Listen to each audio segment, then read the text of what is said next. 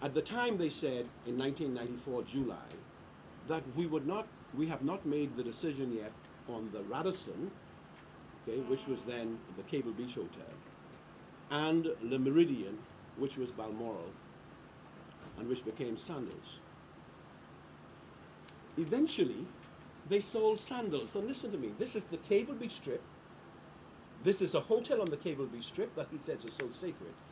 And this is the term that they entered into to sell Sandals. A purchase price of $8.5 million, $8.5 million. Like the Ambassador Beach, which is now Breezes, they would give the company that purchased it vacant possession, meaning they would pick up the cost of redundancies. The hotel had a $16.8 million mortgage that they agreed to pay off. So in arriving at that agreement, they knowingly decided to give away the property for nothing and have a net loss of over $8 million. And when you add the redundancy payments, that a net loss approaching $10 million. They made that decision,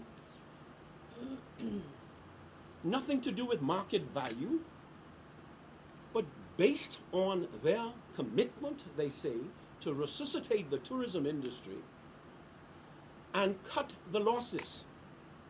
In that communication, the then Deputy Prime Minister, Sir Boltenquist, said the Hotel Corporation losses, well, the Hotel Corporation expenditure up to that point was over $400 million. And the losses up to that point in 94 was over $200 million. That was the stark reality of what they were dealing with. Now let's fast forward to the Radisson. When we came to power, we met the Radisson Hotel in a deteriorated state, with Hurricane Michelle having damaged one wing, and the wing was closed down. Over 140 rooms was out of commission. It had the brand of Radisson, and it had a management company headed by then, I think, George Myers. Walton Bethel, as the managing director appointed by us, flew to Minnesota to the headquarters of Radisson, and amongst other things, he said, listen, you have cruise ships, you have all sorts of things, why don't you buy the hotel?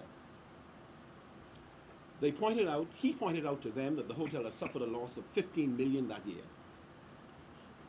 Or most certainly a loss that we have to borrow $18 million to fix parts of the roof and to pay off the losses.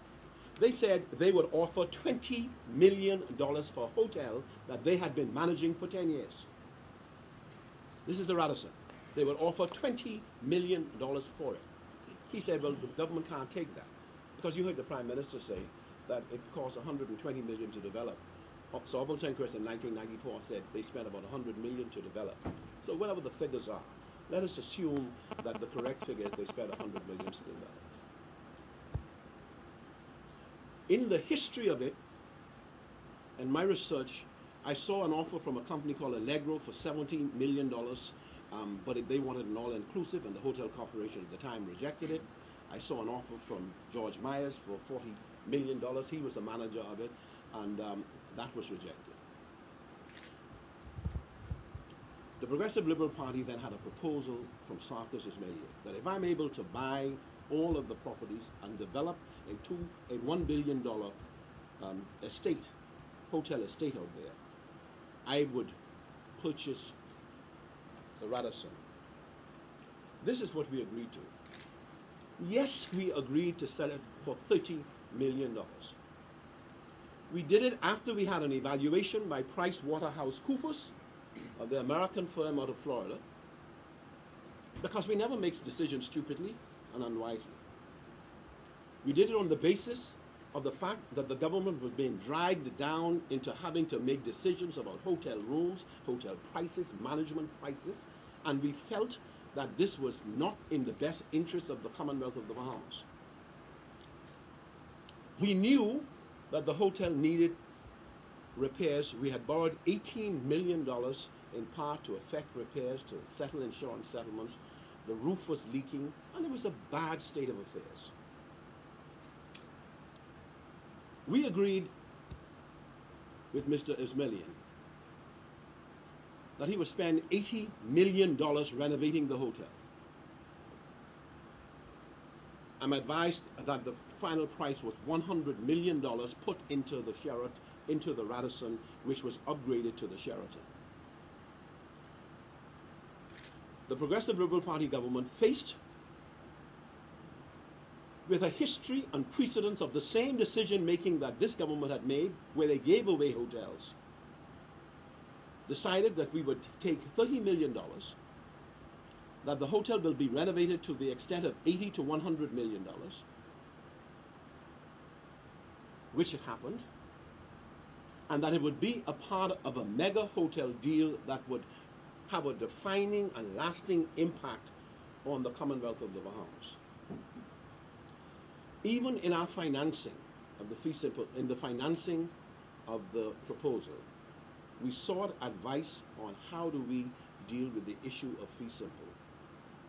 And when you are dealing with financiers, and I spoke again last night to Mr. Baltran Battle, who is managing director, and whose advice we accepted with the advice he had, and just said that this was a matter of choices, as the Prime Minister said, that governments have to make choices, and that the only way we were going to be able to then effect this deal, which will produce the kind of impact it have and the thousands of jobs in the Bahamians, was in fact to proceed on that basis of the fee simple, but to protect ourselves in saying if the deal or the proposal did not go forward, or they did not complete, the fee simple would revert back to the government.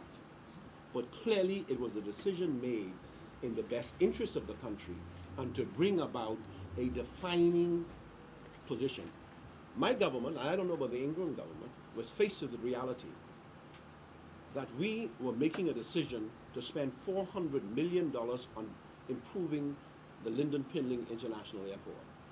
And the Prime Minister could come in here and brag on an airport that he is the inheritor of.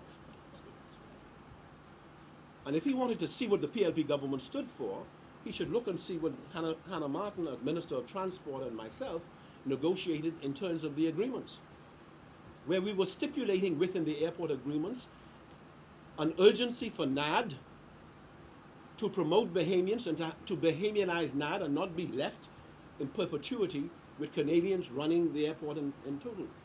But we went to detail to ensure that even in that agreement that the F&M government inherited, our commitment to Bahamians was evident.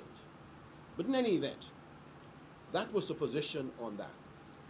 The Radisson, which became the Sheraton, was sold at a price where we knew, okay, as the people in Minnesota, when we went to them immediately after, the Radisson headquarters said, it will take us, we'll offer you $20 million, Mr. Bethel, because we'll have to spend $34 million renovating it and bringing it up to the standard of the Radisson.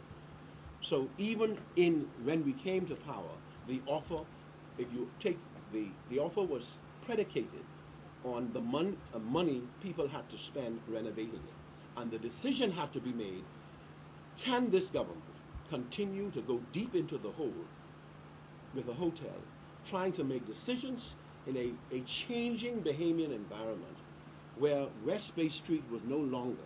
Listen, when Lester Mortimer was killed walking from the parking lot to the Ambassador Beach or Breezes, I then said, whatever decision we have to make, we have to somehow give these hotels an integrated sort of environment where when people come to them, they don't risk their lives because they was not the first person killed walking into the hotel.